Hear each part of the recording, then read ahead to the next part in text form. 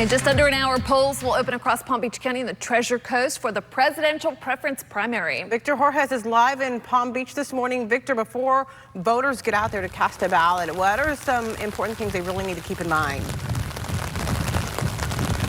Yeah, good morning. There are definitely a few things we want you to know. We want you to have a smooth and easy voting day, election day here in all across the state, really. But here we're focusing, of course, in South Florida. We want you to know where you should be and who can vote today. Those are two big things. At this point, of course, early voting is over and you must go to your assigned precinct to cast your ballot today.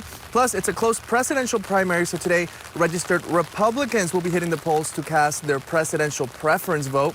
Keep in mind, you will need to bring a valid photo and signature ID. Another thing to keep in mind specifically for that presidential preference vote, this is a close primary here in Florida. So like I mentioned, you'll see former President Donald Trump on the ballot. You also see other 6 candidates that were hoping to reach the White House. Of course, a lot of those campaigns have been suspended, and they'll still be on the ballot because they missed that deadline to get off the ballot, which was December 12th. And if you vote for them, that vote will still count. Guys? Victor, there are also municipal elections in Palm Beach County to consider here. What's on stake? What's at stake? What's on the line there?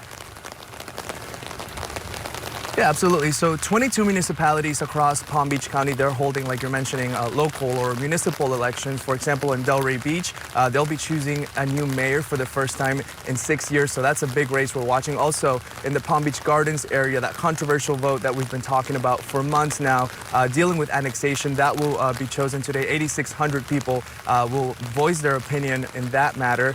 Polls are opening in just under an hour at 7 a.m. and they'll close at 7 p.m. tonight. Guys? You got it, Victor. 55 minutes from now, like Victor talked about, the annexation vote in Palm Beach Gardens is a big one that we're watching.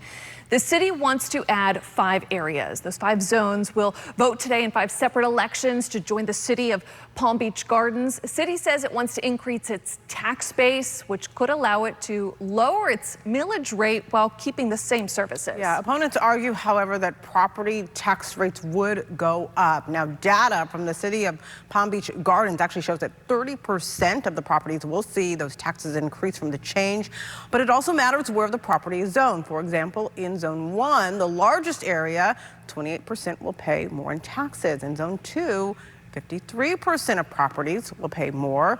Some believe the extra expense will be worth it since they don't get services from the county like street repair.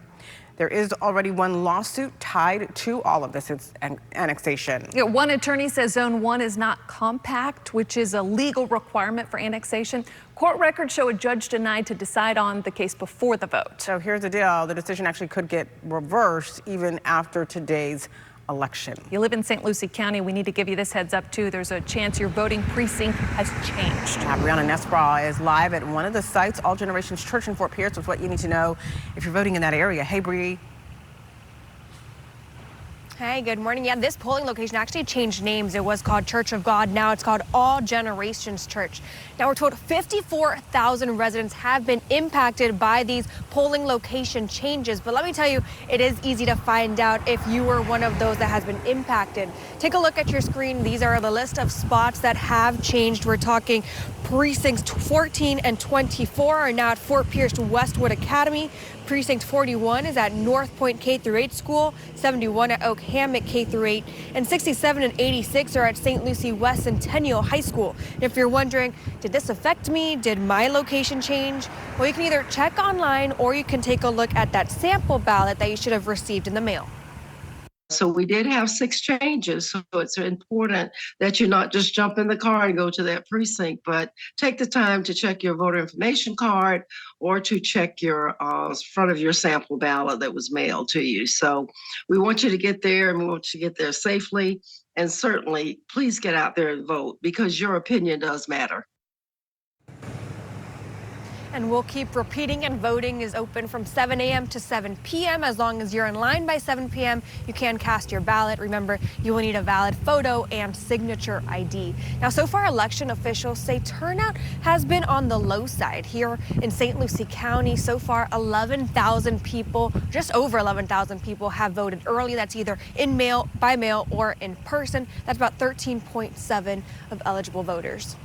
Okay, Brianna, well, shortly after those polls close tonight, 7 p.m., stick with WPTV for all of your election night results. We're going to share them as they roll in. Plus, you can catch more in-depth coverage tonight on WPTV at 11.